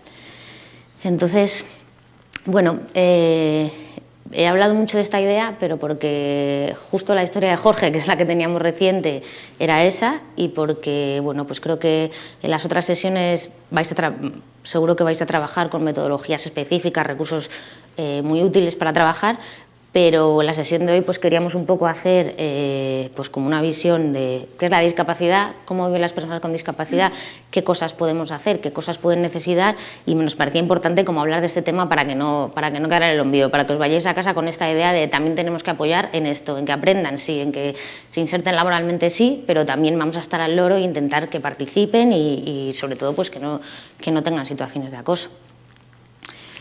Que es un poco pues las conclusiones, que la educación inclusiva de calidad es un derecho de las personas con discapacidad, que cuando hablamos de educación inclusiva hablamos de presencia, que es estar, que bueno, ya están. Es verdad que hemos visto que las personas con discapacidad no llegan a los ciclos superiores, habrá que seguir trabajando ahí, que participen, que no sufran acoso, pero también eso, que participen de las actividades, que participen de las opiniones, que tengan aprendizajes significativos para ellos. Y después, bueno, el éxito se refiere al progreso, ¿no? Que aprendan académicamente, que aprendan las formaciones que están aprendiendo. Y nada, pues que para asegurar esta igualdad de oportunidades se deben asegurar ajustes razonables, entendidos como adaptaciones y las modificaciones que necesite cada persona para poder estar. Y nada, esto era así un poco lo que os quería contar. No sé si tenéis alguna pregunta, queréis comentar algo de experiencias vuestras. Tenemos la posibilidad de un micro de mano, sí, para alguien, si queréis comentar, y también que pueda ser fácil para la gente que está en streaming. Y a lo mejor como dice Cristina, puede generar un poco de reflexión compartida. No sé si queréis comentar algo o profundizar en alguna de las ideas que nos han aportado tanto Jorge como Cristina. ¿Sí?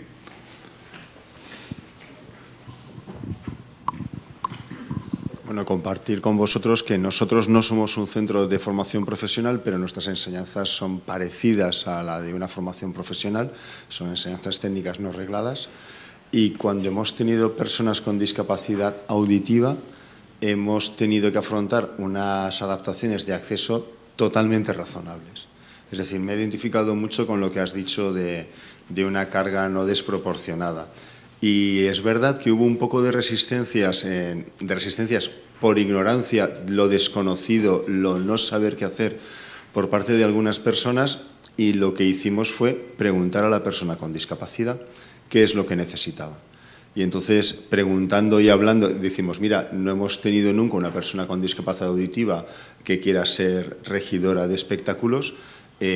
Aparentemente se necesita oír muy bien para ser regidor de espectáculos, pero al mismo tiempo se necesitan llevar intercom, con lo cual llevas un poco el remedio para poder ejercer el desempeño laboral.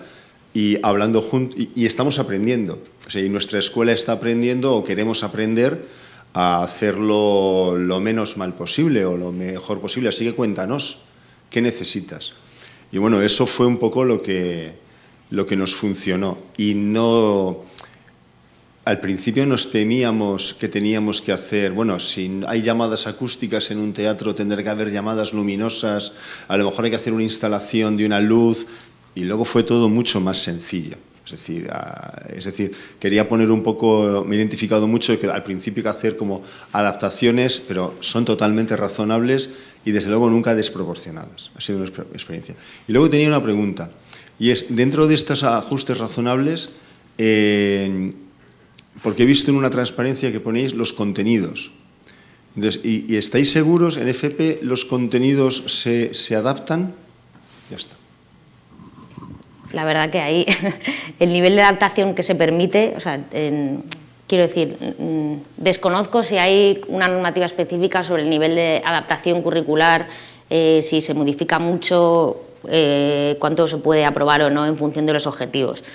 Lo que sí es que se pueden hacer, o sea, yo eso no lo sé, ¿vale?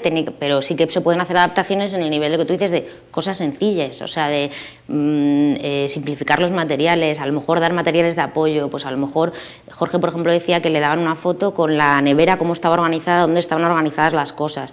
Esas son adaptaciones, digamos, que no modifican. Yo creo que mientras no se modifiquen los objetivos curriculares por los que se evalúa, o sea, luego a la persona se le evalúa por los mismos objetivos, pero si se puede modificar la manera en que presentas los contenidos, si la persona adquiere al final los mismos conocimientos, entiendo que sí se puede hacer. De hecho, o sea, sí que sé que en primaria, por ejemplo, está la diferenciación entre adaptaciones curriculares significativas y no significativas, pero la verdad que lo desconozco en FP. Aún así, la nueva ley educativa permite titular si los exámenes se hacen en base a los contenidos de las adaptaciones curriculares significativas en primaria. En FP, pues no te lo puedo confirmar, la verdad. Y respecto a lo que decías de hablar con la persona, también es un mensaje que también quiero hacer aquí, ¿no? Que muchas veces a lo mejor tenemos miedo y tal, pero al final hablando con las personas, primero porque cada persona son diferentes, segundo porque son personas que tienen una historia de vida, ellos se han desarrollado en un entorno y saben las cosas que realmente les necesitan y les ayudan, ¿no? Y entonces simplemente sentarse y preguntar qué quieres, qué necesitas, muchas veces al final son adaptaciones que no son tan trabajosas y tan costosas para nosotros, pero sin embargo para la persona marcan una diferencia total, ¿no? Y simplemente pues lo que Jorge ha dicho, ¿no? De apoyo psicológico, tal, él se refería a pues, una persona que se siente y que se interese por cómo estás tú y que te pregunte qué necesitas, ¿no? Entonces es un poco también es el mensaje, que hablar con la persona para ver qué necesita e intentar buscar cosas que de manera razonable pues, le puedan ayudar. Gracias. Creo que puedo coger este también.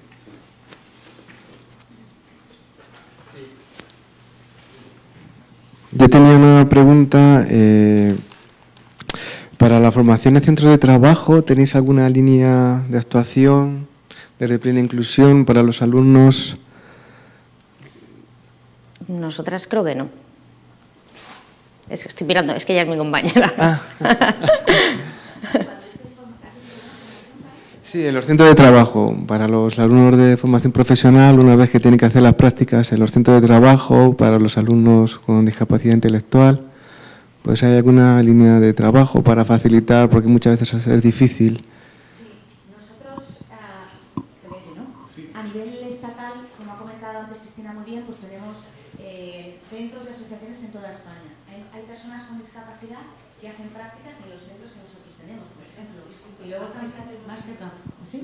Y luego también, nosotros no tanto formación en empresas y demás, sí tenemos una metodología que se llama empleo personalizado, que es para cada persona ayudarle a encontrar cuál es el empleo que necesita, ¿no? Pero no es tanto por formación profesional. Formación profesional en general, como siempre, nosotros no, así como tenemos centros de educación, sí que tenemos, y formación básica, formación profesional media y superior, por supuesto que no. Y entonces ahí ese espacio es más difícil, pero todo es cuestión de hablarlo, o sea que se puede llegar a ver de qué manera podríamos colaborar. También tenía, sí, bueno, si puedo, otra pregunta. Habéis hablado de la oficina, esta oficina para hacer consultas. ¿Podéis ampliar la información de esta oficina del profesorado? Sí, ahora vamos a dar a conocer a través de redes y a través de una comunicación externa el enlace para llegar a contactar con esta oficina. Va a haber diferentes vías de comunicación. Lo que vamos a recibir, pues todas las cuestiones que del equipo, cualquier profesor, profesora, nos pueda trasladar, necesidades. Como contaba Cristina, muchas de ellas las ha comentado ella. Lo que recogemos nosotros de las necesidades del docente están en ese plan o en esas acciones que nos ha comentado muy bien Cristina, ¿no? Adaptaciones de contenidos, adaptaciones en los tiempos, adaptaciones en esos anclajes que decíamos razonables. Entonces, lo que queremos es que haya un equipo, ¿no?, de trabajo, en este caso nosotros desde CECAP y con el modelo de colaboración que tenemos con muchas entidades, entre ellas también Plena Inclusión, es dar respuesta a necesidades que tengan que ver con esa gestión de la diversidad en el aula. Entonces, ahora lo vamos a dar a conocer, en este caso el grupo de trabajo de CRN, porque esto lo promueve este grupo de trabajo de CRN inclusivo, y la idea es que a través de esos enlaces de comunicación nos puedan hacer llegar cualquier necesidad y trabajar en una comunicación directa con ese docente o con esa docente que nos puede pedir ayuda. En este caso, lo que también estamos viendo es, bueno, pues que haya una comunicación. Ahora con lo virtual nos permite establecer una comunicación muy directa. En caso de necesidad de contacto y demás, pues también entrar en ese contacto virtual para poder dar un asesoramiento lo más cercano posible a esa persona que nos reclama cualquier tipo de asesoramiento, ayuda técnica. Pero para conocer un poco el enlace y todo esto, en los próximos días se va a sacar, digamos, a comunicación todo ello, ¿vale? Gracias. Creo que Luis tenía otra pregunta. Bueno, primero, en contestación al compañero que ha hablado antes de la adaptación curricular, ¿no? Ya estamos desapareciendo en FP y es uno de los retos que tenemos con las nuevas metodologías y la nueva ley que nos dice que no hablemos de contenidos, sino que hablemos de competencias. Y nos está diciendo que no trabajemos sobre contenidos y sobre exámenes, sino que evaluemos con otras metodologías.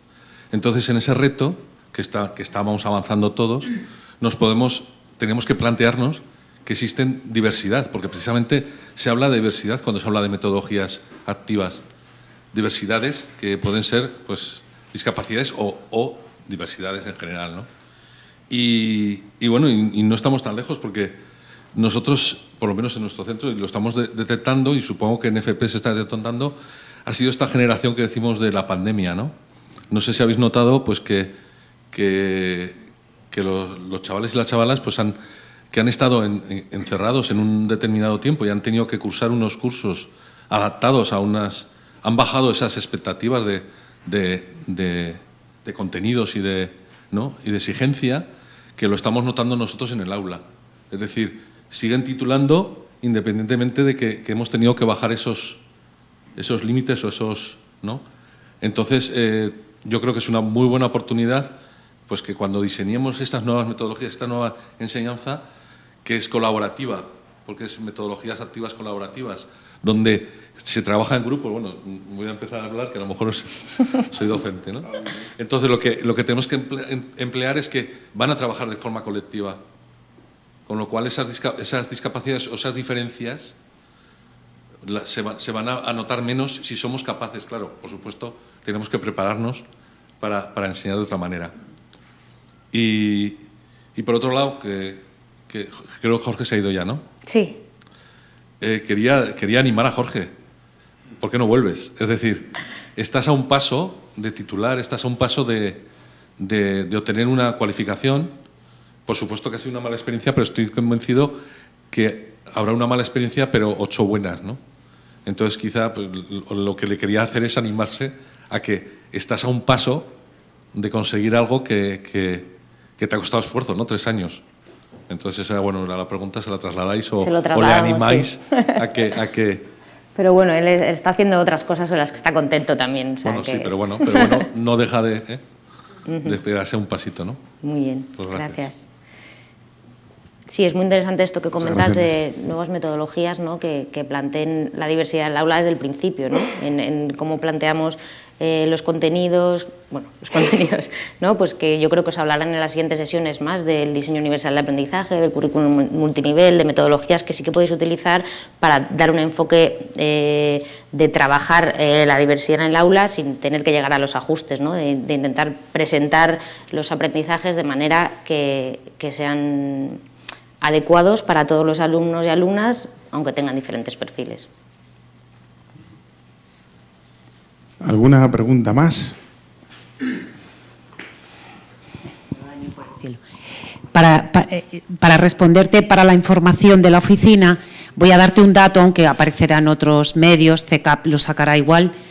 Hay una página web que es CRN Andalucía /artesanía, que es donde, bueno, en principio es nuestro CRN el que está promoviendo esto, saldrá publicidad por otras vías, pero aquí la podrás encontrar en breve, va a salir en breve. Yo también pienso, igual que Luis, que me hubiera gustado que se quedara Jorge, porque de pronto me ha surgido una pregunta para él y me ha dado pena no haber tenido la valentía de hacérsela, ¿no? Porque me ha dado la impresión de que tenía prisa y no quería interrumpirle. Y era la siguiente. Todo el rato lo he escuchado y su discurso era los demás me han ayudado a mí, ¿no? Y yo creo que ahí es donde probablemente esté la base de nuestro error cuando trabajamos en esta materia. A mí me hubiera gustado que hubiera habido una tercera silla donde hubiera un chaval de su primer curso o del segundo, también hubiera sido interesante, y que nos hubiera contado qué ha aprendido él de Jorge, ¿vale? Porque yo lo que estoy convencida es que algo tenemos que hacer para hacer ver a la gente que somos una unidad. Es decir, que a Jorge le vaya bien, sorprendentemente, seguro que repercute en mi vida, así, directamente, ¿no? Igual que a mí me vaya bien, le va a ir bien a él, ¿vale? Entonces, yo opino igual que Luis. Creo que Jorge, si él apostó por la hostelería y es un enamorado de la hostelería, tiene una vía muy fácil, y es que teniendo primero de formación profesional, probablemente se le pueda convalidar un certificado de profesionalidad nivel 1, incluso podría tener un certificado de profesionalidad nivel 2, que ya lo posiciona en el mercado laboral con una titulación reconocida. Y para mí esta es la parte más importante de la que hoy venimos hablando, ¿no? Es decir, ese derecho que tienen las personas con discapacidad es a titular, ¿vale? Es decir, no vamos a crear una formación adaptada a ellos. Tenemos que trabajar para que la formación que existe, con esas adaptaciones, me encanta lo de ajustes razonables, me lo voy a copiar para el resto de las cosas de la vida. Ajustes razonables permitan que estas personas puedan titular, para que puedan acceder al mercado laboral en las mismas condiciones que accedemos todos. Entonces, sí hace falta esa oficina para que personas como él, alguien le oriente laboralmente y le diga, ojo, es que con un primero de formación profesional, grado medio, él ha hecho un grado medio en formación, o ha hecho una formación profesional básica, grado medio, vale. Con un primero de formación profesional yo creo que puede conseguir al menos 1 o 2 certificados de profesionalidad. Y esto estamos hablando de otra cosa, estamos hablando de titular, con un título oficial, ¿vale? Entonces, bueno, pues quería destacar esas dos cosas, el sentimiento, el ganar de todos, el que a ellos le vaya bien nos va a repercutir a nosotros, eso sin duda. Yo estoy segura que sus compañeros de primer curso aprendieron mucho más enseñándole a él, ¿no? O sea, hay una ley básica que dice lo que leo lo olvido, pero lo que consigo enseñar a alguien no lo olvidaré jamás, ¿no? Entonces, esta persona ofrece una idea muy interesante en el aula, que es la capacidad de los demás de enseñar. Y eso no lo vas a olvidar, ¿eh? Eso ya te lo aseguro. Es decir, el proceso de enseñanza a los demás te permite afianzar tú a ti mismo los conocimientos. Y de esto no hablamos nunca, ¿no? Entonces, a mí esa parte me interesa y lo de titular me parece fundamental. Y este es nuestro trabajo, este día aquí, ¿no? Es decir, nosotros no estamos haciendo un trabajo de beneficencia. Nosotros estamos posicionando a que todas las personas tengan el mismo derecho de acceso a un título oficial que los coloque en el mercado laboral de la misma manera, en el mismo nivel de igualdad que todos. Y yo creo que es el camino que tenemos que seguir. Ya está. Muchas gracias, María José. Sí, por allí, Olga, había otra pregunta o reflexión. Buenas, sí, muchas gracias. Un comentario sobre los CDP. Si te vas a examinar de un CDP por libre acceso, aprovechando que tiene un grado medio a medio hacer, que sí debería de darle hasta un nivel 2, los examinadores no van a tener en cuenta porque no están obligados a tener información sobre una discapacidad y no van a tener en cuenta la discapacidad en las valoraciones. Entonces es un poquito problemático.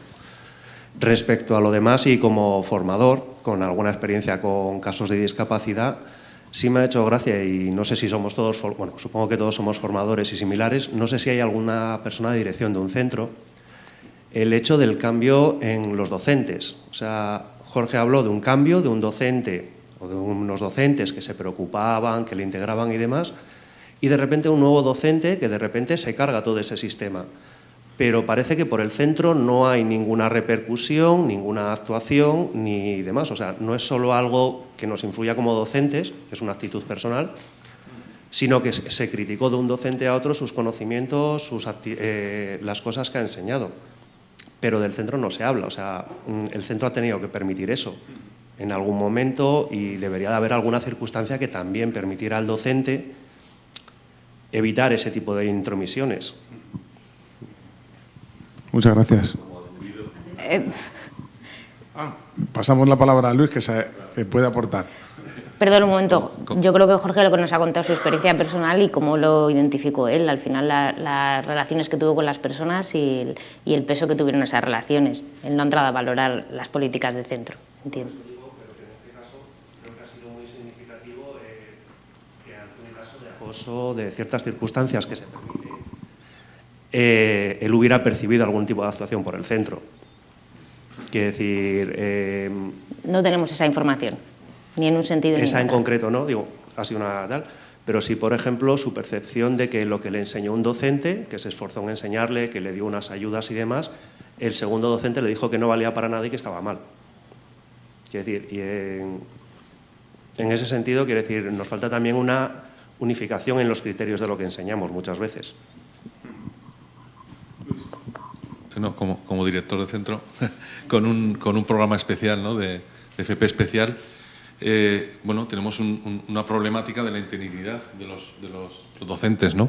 En nuestro centro, pues bueno, somos 50 docentes y este año han venido 22 nuevos, totalmente nuevos, y la interinidad pues es del 80%.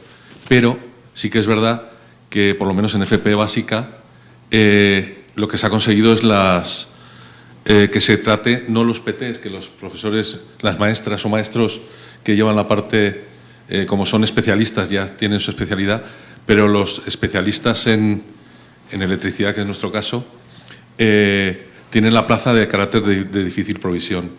Eso significa que un interino que coge la plaza para una FP especial tiene la posibilidad de estar 3-4 años en el centro, que eso da una estabilidad porque no solo es la actitud del profesor, sino la actitud de los alumnos con el profesor. Es decir, nosotros lo que nos dimos cuenta es que el cambio de profesores, porque incluso con esa particularidad de poder repetir, algún profesor no repetía, básicamente porque o para aprobar la oposición o porque conseguía otra plaza mejor, ¿no?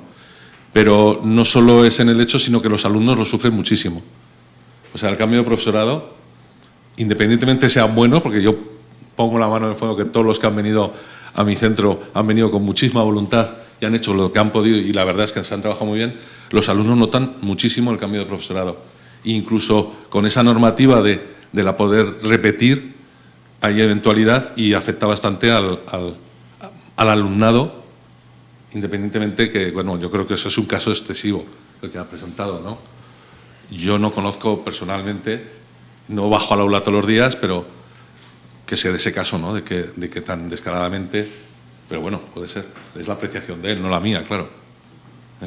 Pero sí que hay medidas que se pueden hacer y que creo que en las comunidades se hacen, ¿no? Esa estabilidad al profesorado para que tenga una continuidad, aunque sea de una forma, aunque sea un interino. Gracias, Luis.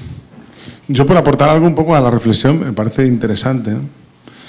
Y es un poco en el contexto en el que nos ha emplazado Cristina y Jorge, ¿verdad? Un poco el hecho de que ese modelo de inclusión educativa lo que establece o lo que nos marca es una directriz, un reto, en el tanto en cuanto el centro formativo, de la orden que sea, o de la índole que sea, o del carácter que sea, se enfrenta a la gestión de la diversidad, entendiendo que ya es un escenario caracterizado por esta diversidad.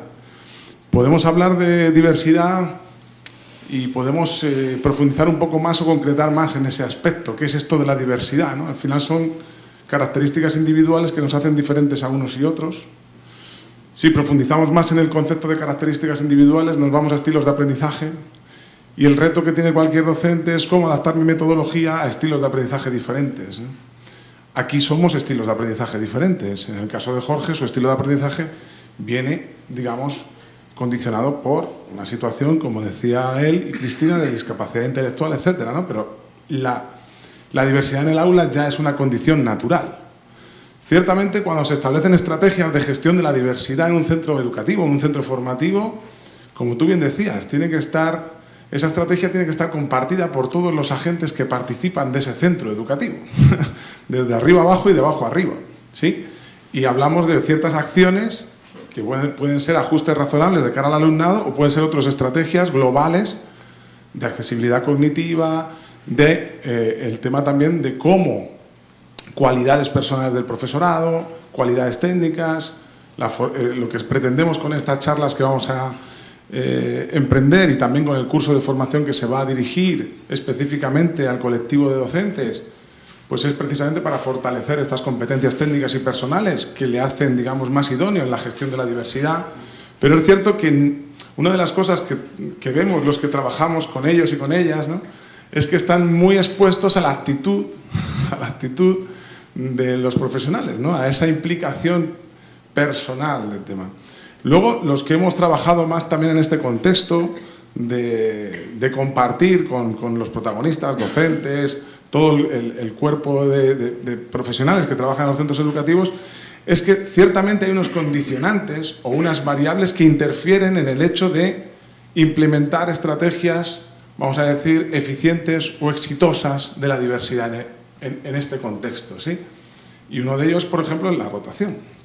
O sea, hay determinadas variables que están condicionando el hecho de que tú marques una buena estrategia en la gestión de la diversidad. Yo he tenido experiencias, hablo de experiencias directas en la formación de profesorado, en Castilla-La Mancha, pues en todas las provincias. Eso fue una experiencia que a mí me nutrió mucho de información de lo que vivía el docente, y evidentemente en su praxis encontrabas muchísimas variables que podían interferir en una adecuada gestión de la diversidad. Esta oficina técnica nace como una herramienta que está llamada a desarrollarse más, vamos a ponerla en marcha como una experiencia piloto, pero viene a, digamos, ayudar a minimizar esas variables a las que se expone el docente. Es decir, el docente muchas veces, falta de tiempo, rotación, muchas veces el no tener esos conocimientos en la adaptación de contenidos, en una serie de cuestiones. Claro, él en esa praxis y en esas variables que le interfieren, muchas veces no tiene el mínimo escenario para poder gestionar de forma correcta o adecuada esta diversidad. Entonces, la oficina que comentabas, ¿no?, intenta ser un soporte técnico, ¿no?, algo que te puede ayudar sabiendo que estás expuesto a una serie de condiciones adversas, vamos a decirlo así, que te pueden limitar esa gestión de la diversidad eficiente. Si lo subes más allá, como tú has comentado del centro, ciertamente esto es un concepto que tiene que estar ya inmerso en el componente directivo, ¿no? En la alta dirección, porque realmente lo que queremos es que haya una toma de conciencia de que estamos ante un escenario que está caracterizado por esa diversidad.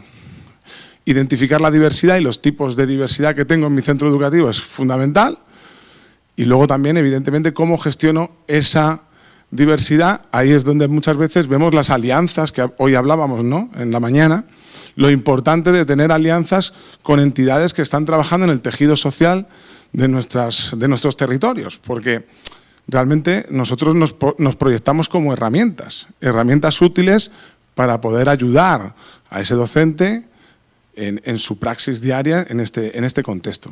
Pero yo sí que estoy de acuerdo contigo en que realmente tiene que ser una toma de conciencia global, y realmente también nos tenemos que visualizar o proyectar en el sentido de estrategia en la gestión de la diversidad, y cómo muchos factores los tenemos que identificar como factores que nos favorecen o nos interfieren en esa gestión.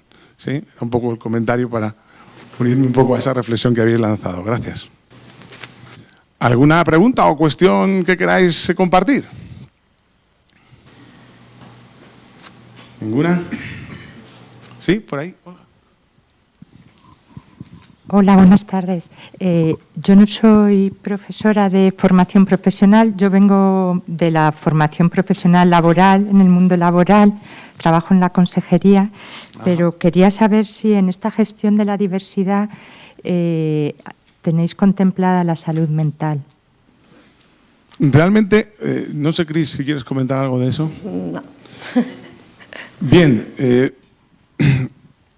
voy a comentar algo que es importante, y es que nosotros, digo nosotros, me refiero a las herramientas que estamos en esta parte, lo que viene a ser los que estamos trabajando en las situaciones de vulnerabilidad, estamos trabajando ya en un modelo transdiagnóstico, ¿vale?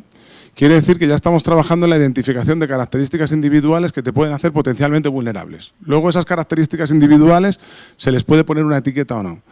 A tu pregunta, ¿se está trabajando en salud mental? Sí. Realmente estamos trabajando en itinerarios personalizados y en esta capacitación para trabajar en favorecer unos sistemas de apoyo personalizados y que esta persona pueda minimizar sus debilidades a la hora de acceder a un puesto de trabajo. Antes comentabas en el tema de las prácticas y todas estas cuestiones, ¿no?, de acceso al mercado laboral. Ahora la metodología que nosotros estamos, digamos, plasmando con mayor resultado es la formación dual, la formación profesional dual. En este sistema, cuando hacemos un análisis de características individuales dentro de este modelo transdiagnóstico, ya podemos identificar qué idoneidad tiene esta persona frente a diferentes oficios. Nos permite, vamos a decir, anticipar hacia dónde orientarlo, ¿vale? Entonces, una vez que entramos en esa identificación, que se ha avanzado mucho en la orientación individual, en estas, digamos, desde ese enfoque diferencial que tú comentabas, ¿no?, de salud mental o personas con discapacidad y demás. Luego empiezan itinerarios formativos en formación profesional dual, y ahí nos chocamos con el tema de acceder a la empresa, ¿sí? Cada vez estamos teniendo más respuesta de empresas que se vinculan en esta formación práctica, y nos permite, bueno, pues establecer ese formato metodológico de formación dual que está dando muy buenos resultados. Combinar la teoría y la práctica en estas, digamos, formatos de metodología. Ahí se está dando también una cuestión de acceso al mercado laboral, que nosotros siempre comentamos a los protagonistas y les decimos, mira, tú no accedes al mercado laboral con la misma estrategia que la mía. Mi estrategia es presentar el currículum, la tuya no. La tuya, como nos están dando más resultado de empleabilidad, es cuando les ven trabajar. Entonces ellos te dicen, por ejemplo Jorge, ¿no?, y muchas personas como Jorge te dicen, estoy cansado de hacer las prácticas y tal. Pero es cierto que es la estrategia que a ellos y a ellas les está sirviendo para que un empresario, empresaria, una empresa en definitiva, les contrate, en el sentido de que esa formación dual también está siendo su mejor aval a la hora de acceder al mercado laboral. Entonces, bueno, a tu pregunta, sí, estamos trabajando con esa diversidad, porque este modelo transdiagnóstico nos permite ya identificar esas características individuales. Y esto es lo importante y lo que realmente ha sido una innovación dentro, quizá, de nuestro ámbito social. Sí. Gracias. Hola, buenas. Bueno, yo soy Laura, soy de la Fundación Talita Madrid, que nuestro principal objetivo es la integración de personas con discapacidad, en muchos casos intelectual, dentro de centros ordinarios. Entonces, bueno, lo primero, muchísimas gracias por este tipo de iniciativas, porque es que son fundamentales, ¿no? Nosotros trabajamos codo a codo con los profesores y este tipo de iniciativas son las que necesitan, las que hacen falta para concienciar, para formar y para que vean que esto es una realidad posible. Además, coincidía mucho con ella en el ganar-ganar, porque los que estamos al pie del cañón en el aula trabajando por esta inclusión, por esta integración que se haga realidad, vemos que es un ganar-ganar, que no es que la familia apueste porque estén integrados, porque quieren que estén en un modelo ordinario, que tengan, es que sus beneficios, sus compañeros, el entorno educativo, todo el centro, realmente al final se beneficia de tener estos alumnos, porque al final la calidad de la enseñanza, los valores que aportan, de verdad tienen un efecto transformador que es súper importante, ¿no? Nosotros, dentro de que es un reto que no es fácil, sí que es verdad que cada vez vemos más profesores que dicen, es que este aula que tiene este peque, que yo a veces digo, bueno, este peque y a lo mejor alguno más, ¿no? Que este es el que es Down, pero, ostras, hay mucha diversidad, ¿no? Y es lo bonito y el poder atenderla, y tenemos que partir de la base. Y una pequeñita reflexión para los profesores, por algo que me encuentro muy en el día a día, es que muchas veces cuando tenemos un alumno con discapacidad intelectual, lo primero que te dicen los profesores o el equipo docente es, bueno, ¿qué dificultades tiene? No lee, no sabe escribir, no se integra, pero nunca o muy pocas veces nos preguntan por sus fortalezas, qué sí pueden hacer, qué capacidades, porque de verdad tienen muchísimas capacidades, tienen muchas cosas que sí pueden hacer y creo que esto lo debemos poner en valor. Lo decíais antes al principio, ¿no? Que cada uno es diferente, con lo cual tenemos que conocerles, tenemos que ver qué ajustes necesitan, pero también qué valores, qué competencias tienen, que tienen también muchas cositas, ¿no? Y para partir de ahí, porque probablemente desde ahí, sobre todo vamos a poder hacerles participar. Yo de todo lo que habéis dicho, que estoy totalmente de acuerdo, siempre digo principio de participación para los profesores fundamental, que no se nos queden aislados, que pueden participar independientemente, porque muchas veces cuando ya el nivel pues es bastante a nivel cognitivo, pues dicen, bueno, pues que estamos en un quinto de primaria y tenemos un nivel de 5 añitos, no pasa nada, hay muchas cosas que pueden hacer, hay muchas maneras de que puedan participar y que se sientan parte del grupo, que realmente es lo que quieren y lo que luego se ve que funciona. Así que nada, simplemente era dar las gracias y lanzar un poco la reflexión. Muchísimas gracias. Cristina, ¿quieres comentar algo? Nada, que bueno, muchas gracias. Creo que la reflexión que has comentado es súper importante, poner el foco en la participación y nada, totalmente de acuerdo con tu reflexión. Muchas gracias. Nada, gracias a vosotros. Yo, por aportar algo a esa reflexión, darte las gracias de que estés aquí. Hoy hemos hablado toda la mañana de la importancia de las alianzas, de lo que viene a ser estos centros de formación profesional y aquellas entidades que estáis trabajando y que estamos trabajando en el territorio, porque realmente esas alianzas vamos a decir, de intereses compartidos son muy útiles y muy ágiles a la hora de apoyar a estos alumnos, alumnas en estos contextos. Y un tema que me sumo, me has hecho pensar en esta reflexión, que siempre le doy mucha importancia, muchas veces hay un valor diferenciador entre un tipo de docente y otro, ¿no? Y yo creo que un valor diferenciador es tener siempre una expectativa de éxito frente a cualquier alumno, ¿no? Pero es cierto que en nuestra diversidad muchas veces las personas con discapacidad intelectual adolecen de esa expectativa de éxito. Es una cosa que no terminamos de entender los que convivimos en este espacio, ¿no? Hombre, yo me sumo a ese mensaje de las fortalezas, ¿no? Además, ellos están cansados ya de escuchar siempre sus debilidades. Son los primeros que te dicen, oye, y se emocionan, ¿no?, cuando les hablas de talento. Y talento es una palabra muy bonita. Así que te agradezco el comentario. Muchas gracias. ¿Alguna cuestión más? ¿Sí? No sé. Yo decir que de cara a fortalecer estas relaciones, aquí tenéis el contacto de Plena Inclusión Madrid para los que estéis en Madrid, que bueno, pues estaremos encantados de nuevas propuestas y de poder encontrar vías de colaboración para favorecer la inclusión del alumnado con discapacidad en FP. Muy bien, pues si no tenemos más cuestiones, preguntas, reflexiones, agradeceros de verdad la participación, agradecer a Cristina y a Jorge que nos hayan dado luz a a estas cuestiones que, digamos, abren un poco este espacio de charlas. Se van a hacer 5 en diferentes puntos del territorio nacional, se retransmitirán en streaming y pondremos en marcha todas estas herramientas pues, para fortalecer esta gestión de la diversidad en las aulas. Así que nada, muchísimas gracias por estar y hacer de este día algo tan especial. Muchas gracias a todos y a todas.